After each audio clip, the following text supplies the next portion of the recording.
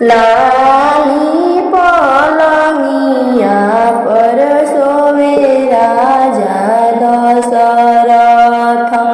रानी जेबेनिया डोलाई, रानी जेबेनिया डोलाई। ऐसन सुख निंदिया ना भावे राजा दशरथ जेहि घरे रामकुमार। ऐसन सुख निंदिया ना भावे राजा दशरथ जेहि घरे रामकुमार। इतना वचन जब सुनी राजा दशरथ, घोड़ा पीठी भइले आसवार। घोड़ा पीठी भइले आसवार। घोड़ावा त गइले हो मिथिला नगरिया। राजा जनक दरबार, राजा जनक दरबार।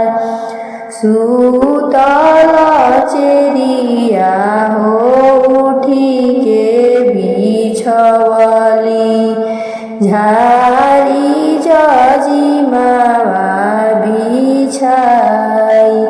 झारी जजिमावा बिछाई।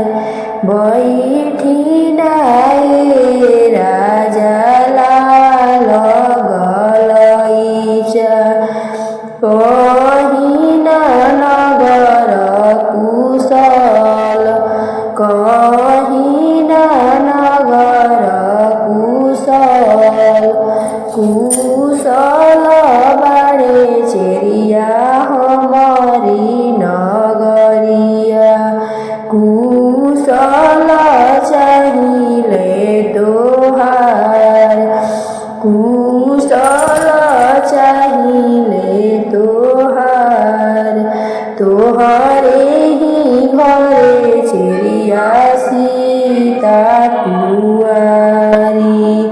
मोरे घरे राम कुंवर। मोरे घरे राम कुंवर। अबहिन दिन कुदिन राजा दशरथ, आवे देहु जेठ बैसाख। आवे देहि जेठ बैसाख। जेठ बैसाखवा के तपली तपनिया हो, राम सीता के होखे बियाह। राम सीता के होखेला बियाह।